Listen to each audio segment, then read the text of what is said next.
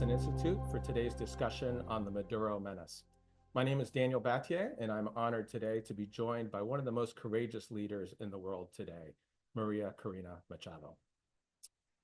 In January, 6 months after losing the presidential election of July 2024, Nicolás Maduro ignored the will of the Venezuelan people and embarked on a third term as president of Venezuela, marking 26 years since his predecessor Hugo Chavez first came to power. The violent repression that followed the elections has continued to this day. More than 1,000 Venezuelans are being held in prison for their peaceful opposition, including children. Many members of the democratic opposition have been forced into exile or into hiding or are in prison. However, the focus of today's discussion is not the regime's repression, but the threat that Maduro represents for the region and for the United States. Venezuela has deepened its relationships with other authoritarian states. It has allowed its territory to become a haven for armed groups, and it is working hand in hand with criminal organizations to carry out a range of illicit activities. Our guest today is the leader of the democratic movement in Venezuela. Although she was barred by the regime from running in last year's elections, it is her fearless leadership that brought the democratic groups together and mobilized the Venezuelan people, leading to voters overwhelmingly choosing Democratic candidate Edmundo González Urrutia.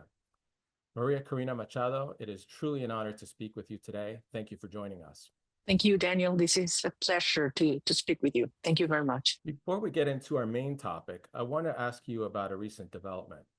President Trump announced that the United States would be revoking the license that allows Chevron to export Venezuelan oil. What does this mean for Venezuela going forward?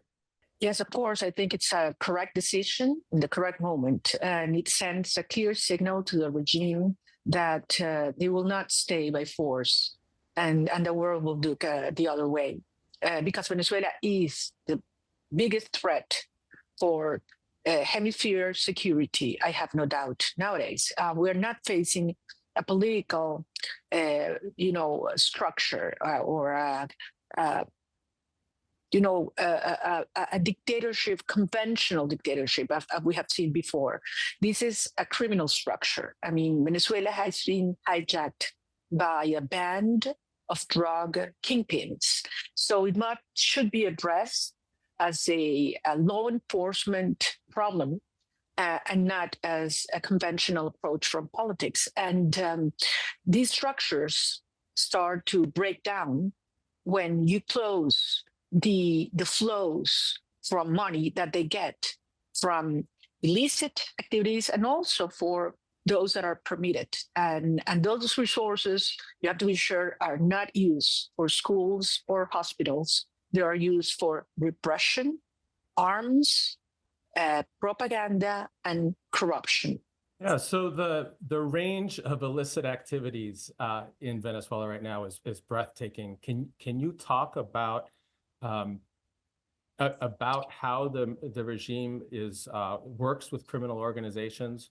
Absolutely. I mean, the estimate of the illicit economy ranges in experts from 16 to 30%. It's hard to tell because it's all very obscure. And every single of these activities, the regime is absolutely in control of. They ally with other groups, but it's controlled and promoted by the regime. And this is something very important to understand. I think President Trump has this very clear. He has stated it for years. So has Marco Rubio, the Secretary of State, Mike Waltz, the National Security Advisor, are strong allies in Congress, such as Senator Rick Scott, María Elvira Salazar, Mario Díaz-Balart, Carlos Jiménez. I mean, warning about the magnitude of the criminal activities that are currently taking place in Venezuela. Venezuela is the criminal hub of the Americas. Look, I wrote down what the commander of the Southcom, Admiral Alvin Hawley, said just a few days ago in Congress. He said, under Maduro, Venezuela has become a major cocaine and arms trafficking hub, transforming the country into a destabilizing force in the Western Hemisphere. It was said by the commander of the South Sudan. So we're talking about drug smuggling and drug trafficking that could be over $5 billion or even more a year. Gold smuggling, it could be over $2 billion a year. Extortions in ports, that could be around $1 billion. And then smuggling of gasoline with Colombia and Brazil, that could reach above 2 billion. So we're talking about, in terms of Venezuela's GDP, this is huge. And I repeat, these resources are used to strengthen relations with groups that what they look is to politically destabilize the region, and especially the United States. Remember that Venezuela has very strong ties with Iran, Hezbollah, Hamas, Cuba, China, and so on. So you mentioned cocaine trafficking, and Venezuela has long been a transit country for cocaine, but it seems to be increasingly involved in production of cocaine as well. Can you speak to that? Yes, and this is something, of course, the regime denies, but it has been stated in many specialized reports around the world. And the estimates now is that Venezuela has turned from that channel to one of the main producers of cocaine in the world. And actually, yearly, between 250 to 300 metric tons of drugs pass through or are produced in Venezuela. And this is huge. But again, I want to insist in this. You have cartels in Mexico that fight with the government. In Venezuela, the cartel is the government, is in power. So this is a totally different situation. And that's why it's such a huge threat for national security of the United States, because these are individuals that not only get involved in drug trafficking, but they have also promoted the creation of transnational criminal organizations, TCOs. This has been also denounced by Admiral Alvin Holy in Congress, and about the number of TCOs that have been promoted by the regime. And one of them is very well known in the United States, which is the Tren de Aragua. And these are organizations that were created, sponsored, and directed by Maduro and his regime. Actually, I insist, Maduro is the head of the Tren de Aragua. Yeah, to your point, the Attorney General office in Chile, which is investigating the death of former Venezuelan military officer Ronaldo Ojeda, has witnesses that say that the command to assassinate Mr. Ojeda came directly from Diosdado Cabello. This comes after a period in which it seemed that the regime was distancing itself from Tren de Aragua. But do you believe it's the case that Tren de Aragua was getting orders from the regime? Nobody doubts it. Mm-hmm. And look, these are structures that in order to grow so fast, they need to get support. And nobody doubts that it comes from Maduro and the regime. I mean, they were created by the regime many years ago, and they have used those as tentacles to destabilize the region and to harm people inside Venezuela, as they did in the year 2017. They used members of the Tren de Aragua to attack peaceful protesters at that time, but also to commit crimes such as the one you have decided. If the Chilean, main prosecutor, general prosecutor, states something as this, of course, it is obvious they have enough proof to say that the orders to murder Ronald Ojeda in Chile came from the very top of the Venezuelan regime and government.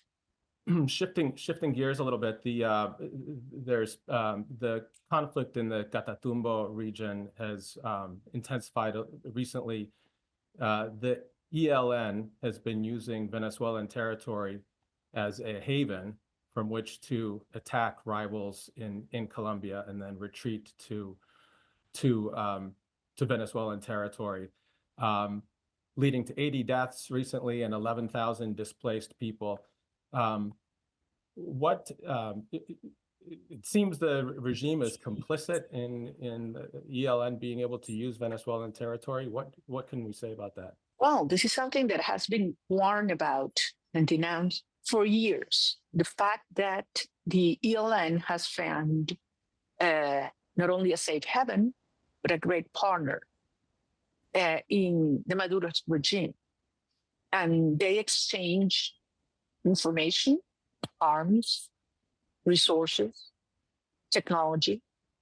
And Maduro has given the ELN the possibility to regroup and grow and take control of more and more areas. There are reports that out of our 24 states that we have in Venezuela, ELN or FARC or both are present in at least 22 out of 24. Imagine what that means. It used to be a problem in our borders. It has taken all over the country because they have an alliance with the regime. And they had created what's called a gray zone in the border in which they are the law. And the only way you can fight and dismantle a terrorist group such as this is that you have binational approach and cooperation between the two governments. And that's never going to happen with Maduro because Maduro is a partner of the ELN.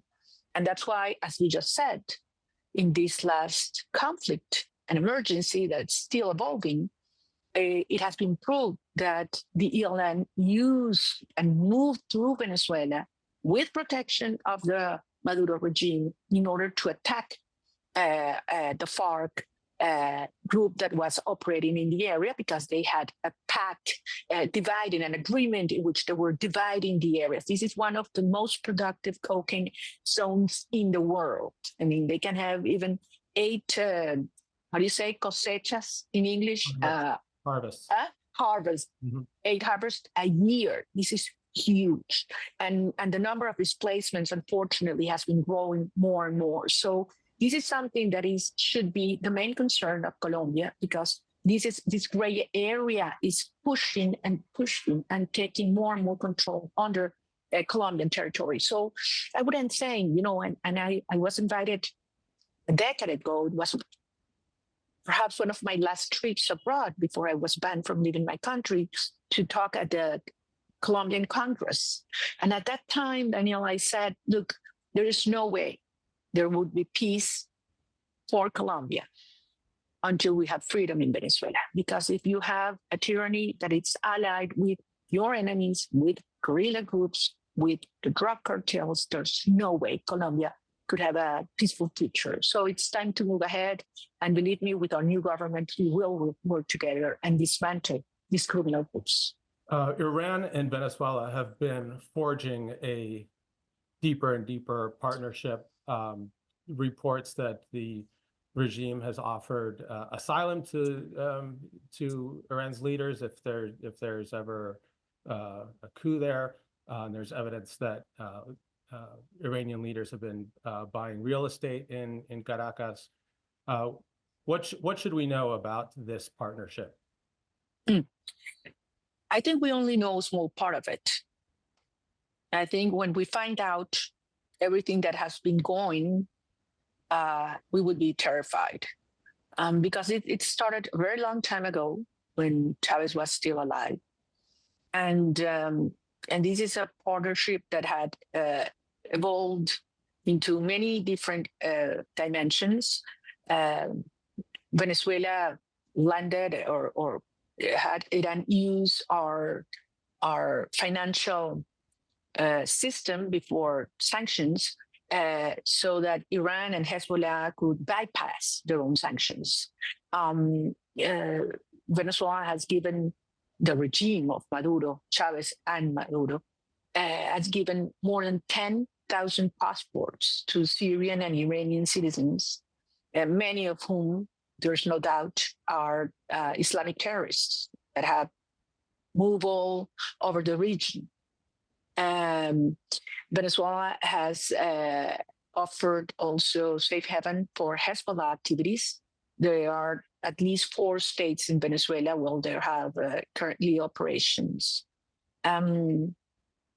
Venezuela has also been working on a facility to produce Iranian drones of three types of Iranian drones, and receiving lots of training on how to deal with them.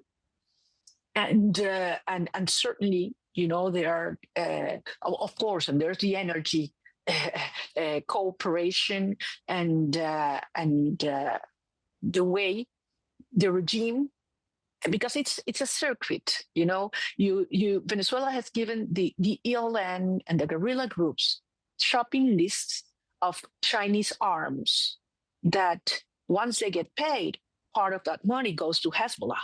So, you get a link between the enemies of Western democracies and the United States joining together in a safe haven in Venezuela in coalition with the Maduro regime. So it's certainly a huge threat.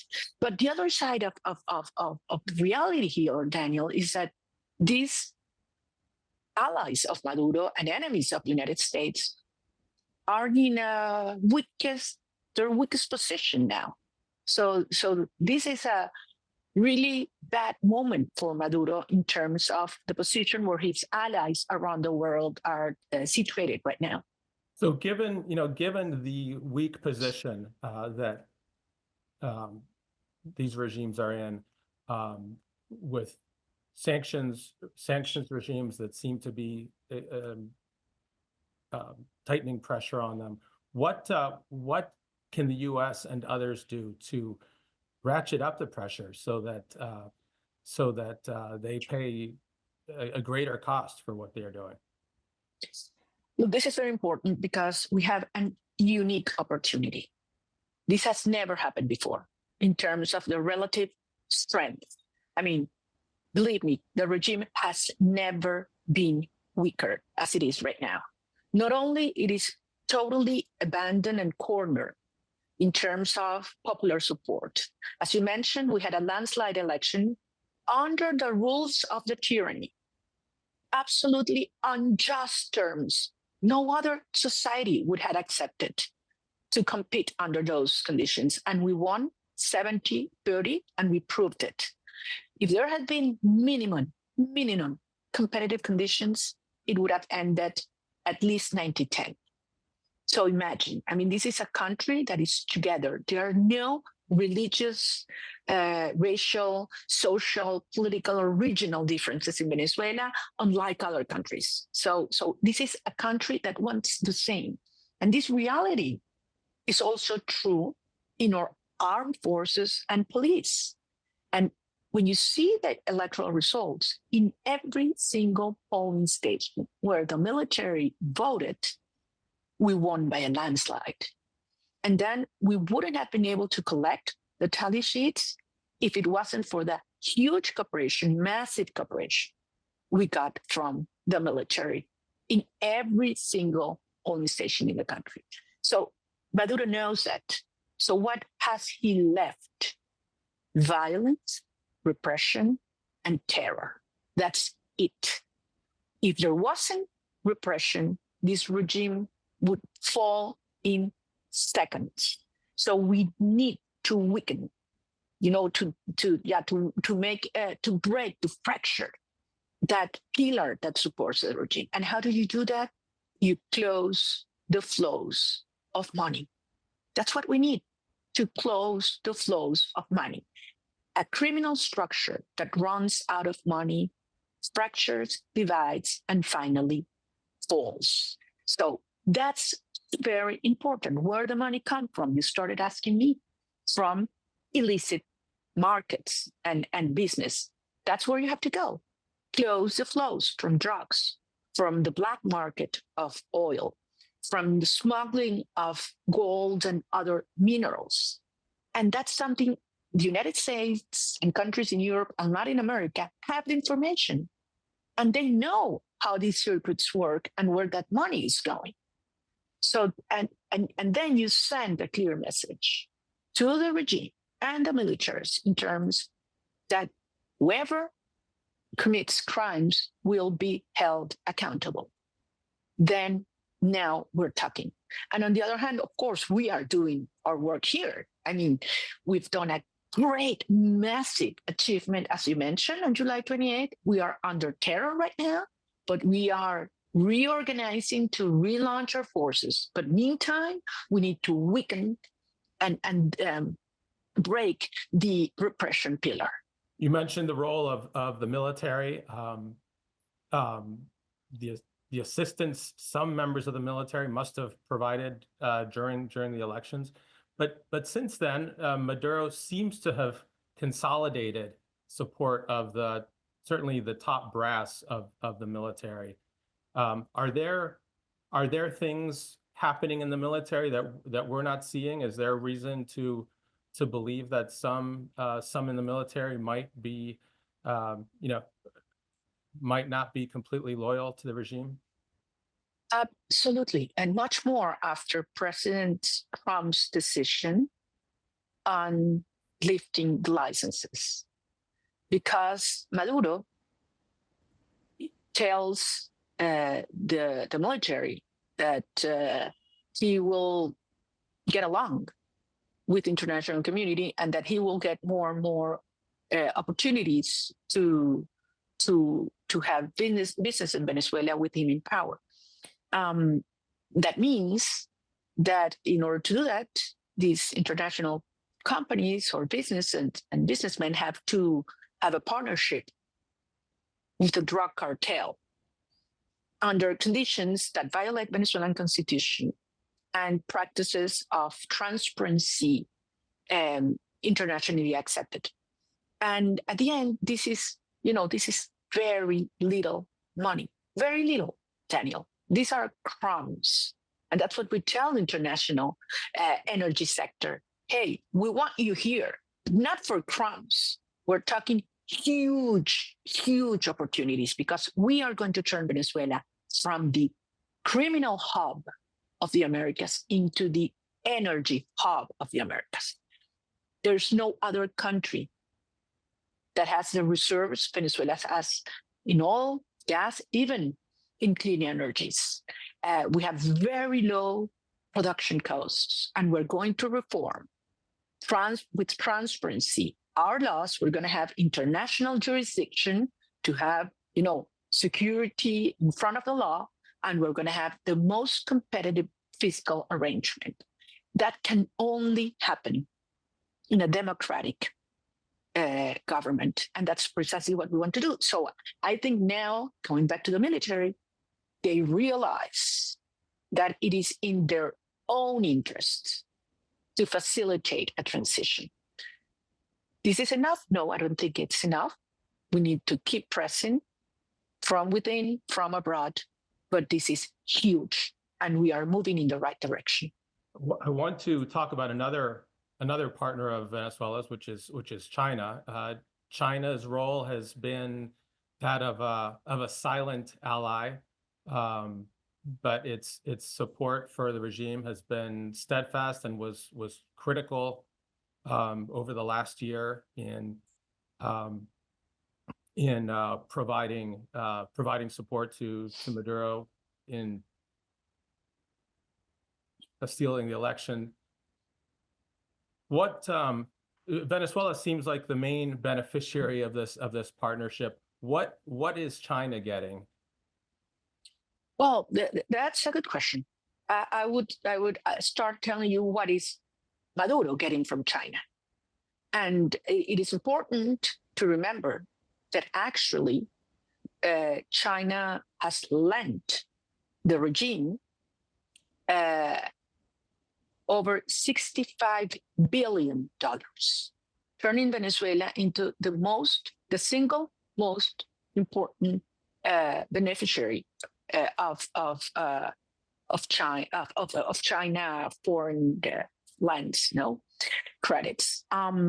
Secondly, Venezuela and China have signed over 800 cooperation agreements in the last years, and they go from hydrocarbons and energy, oil and gas, to telecommunications. Those are the main areas of interest. And it is important to note that last year, a couple of months before the election, the Chinese government sent an anti-drone system to the Venezuelan armed forces in order to block all disabling video and control of drones in our territory.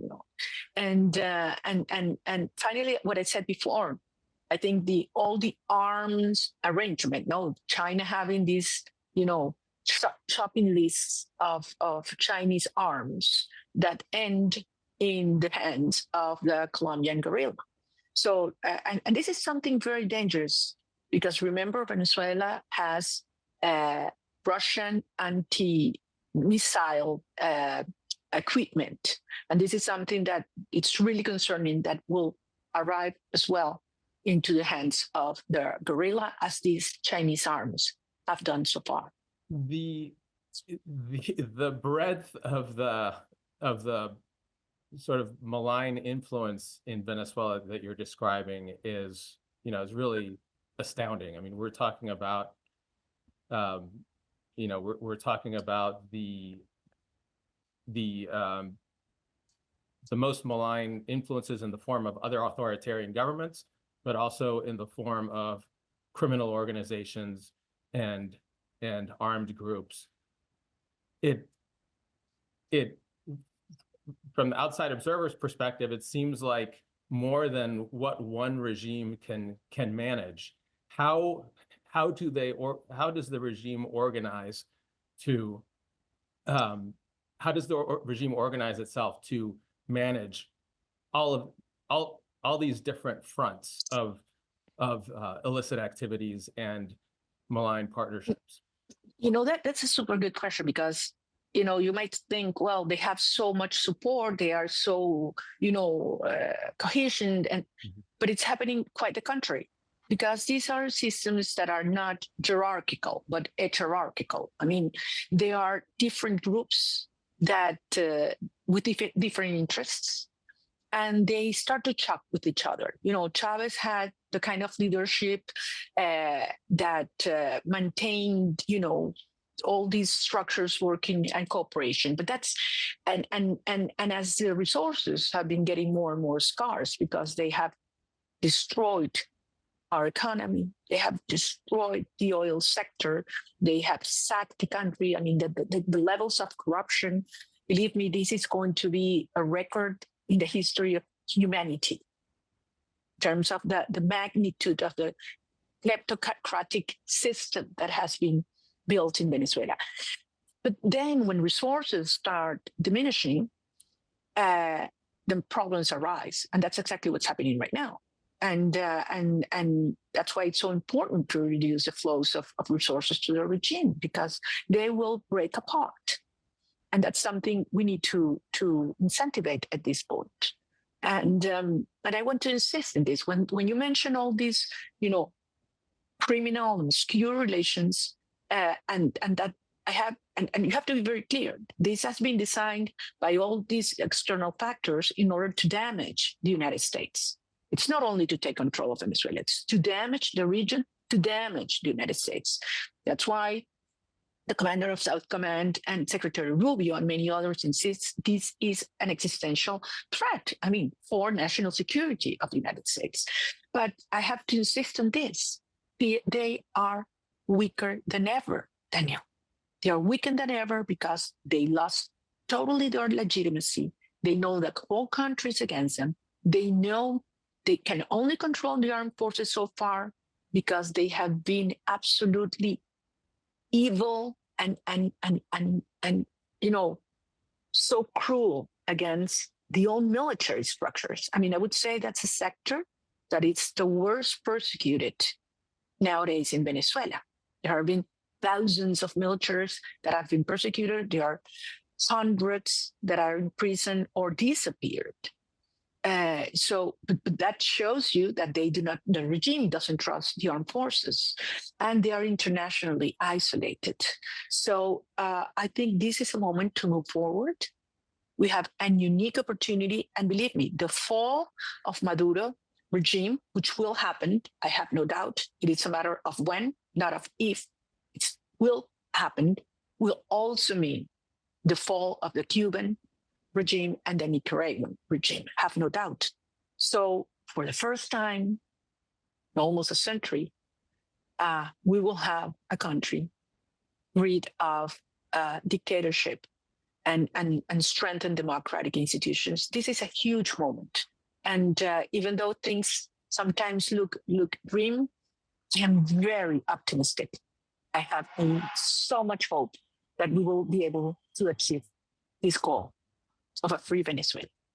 Are you concerned about Venezuela moving further in the direction of Cuba, where you have a relatively weak state that is unable to provide food or power, yet you have a military that is in control of all of the profitable parts of the economy and that is able to reward military leaders for their loyalty, and in that way ensure the longevity of the regime? Could we see movement in that direction? Look, I have no doubt that Maduro would like to move in that direction. It would be for him very, comfortable. Perhaps even more, the model I think they admire more is the North Korean model. But the thing is not what they want, it's what they can. And believe me, here in Venezuela, the democratic sentiment, the movement we were able to build is so strong. And it's not only the will, it's the organization. A year ago, there was huge will to get rid of Maduro, but we didn't have the kind of organization we needed to fight under such unfair conditions in which they thought they were simply going to have another fraud and call the results and nothing could be proved. We organized, trained, and communicated over 1 million volunteers. And they didn't see it coming. So they were very surprised. I think everybody was, when we were able to prove with our tally sheets in hand, digitalized on a web page, this is the truth. Not even Maduro's political allies in the region were able to recognize the results because, it was so obvious. So at this point, we are doing our job here in a very different moment, in a very different phase and dynamic of this fight, certainly the most dangerous one, and the final one. And we will win. Mm-hmm. We will win. The regime has called for local elections in the next few months. Elections, of course, are what provided an opportunity for mobilization, which you took advantage of so effectively. What is your position on these local elections? Will the democratic movement in Venezuela participate? How do you see that? It's an opportunity because it will have another defeat, but not by complying with their rules and lowering the head and praying for crumbs. On the contrary, it will be such a defeat because nobody will participate, not even the people, even if they threaten them. I want to be very clear. I mean, elections, free and fair elections are, for me, sacred in a democracy. When you face a tyranny, a dictatorship, there are a tool for different things: to mobilize, to organize, to denounce, to show the lack of support. No one in Venezuela trust the electoral system, because not only they did not produce the results, they had fraudulent process. They even went and put in prison people that worked on the monitoring as election monitors, people that refuse to give away the copy of the tally sheets. They have them in prison. They have gone against every single director of our campaign. My top team of the campaign are all either in prison or under asylum in the Argentinian embassy, which is not asylum anymore, but a prison under siege and torture because they have been cut electricity, water, food supplies, and so on. This is what's happening in Venezuela right now. You know what the regime is doing, Daniel? It's going to prisons where they have political leaders, and they are telling them they would be free if they participate as candidates. But first, they have to recognize that Maduro won. Those are the conditions in order to have candidates. And many courageously are refusing. And the regime is going against political parties and telling them that they would get resources, they would get media, and they would get security if they accept to be part of this force. But they are refusing as well. So perhaps a few will simply lower their head and be, part of this scam because they're scared or because they're morally broken. But it will be a minority. And once again, the Venezuelan people will stand up firm, and we will prove the kind of mobilization and pressure that we need right now in order to get rid of the regime finally. Thank you. Well, you've provided a very, I think, a compelling picture of a regime that is at its weakest, but also at its most dangerous.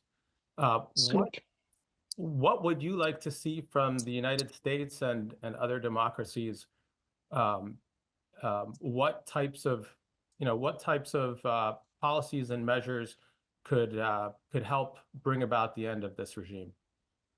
Well, first of all, we need Latin American countries to be very active. We have managed to make this something above the ideological fight, because it is about,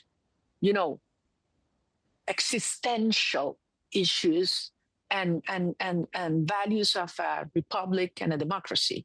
So we need these governments to speak out clearly about what's going on in Venezuela and the nature of Maduro regime. Send clear messages to Maduro that he will be held accountable and that this is simply unsustainable. Nobody's going to turn the page. Secondly, we need to increase the cost of repression, as I said before. Make these individuals understand that whoever repress, violates human rights will pay for it. Make it costlier and costlier so that we can do more and more things locally, the citizens, in terms of internal pressure. Third, we have to cut and that means sanctions, individual sanctions, Daniel. And the International Criminal Court, the international justice, make all the information available public.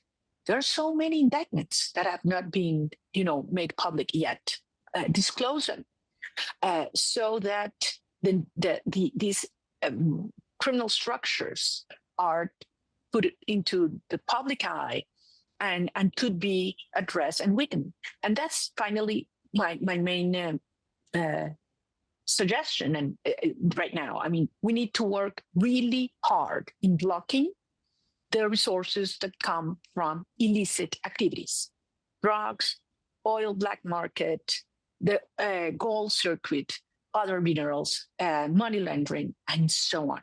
Believe me, with these measures taking place, the support of the regime will crack. So as I've said before, and I repeat it now, we don't need military action in the ground. Not one. That's not what it's needed in Venezuela.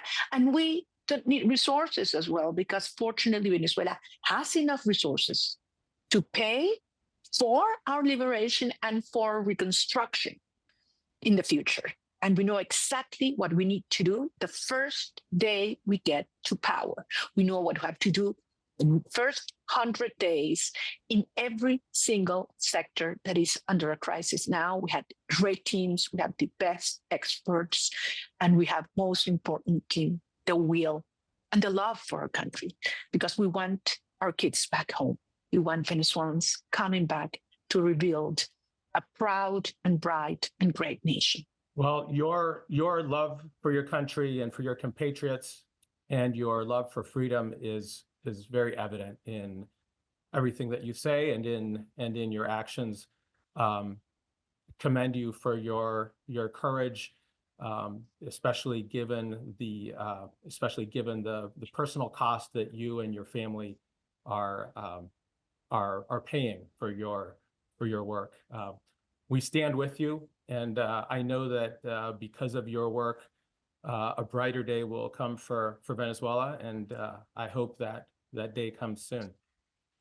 Thank you for joining us, María Corina Machado. Thank you to our audience. Have a good day.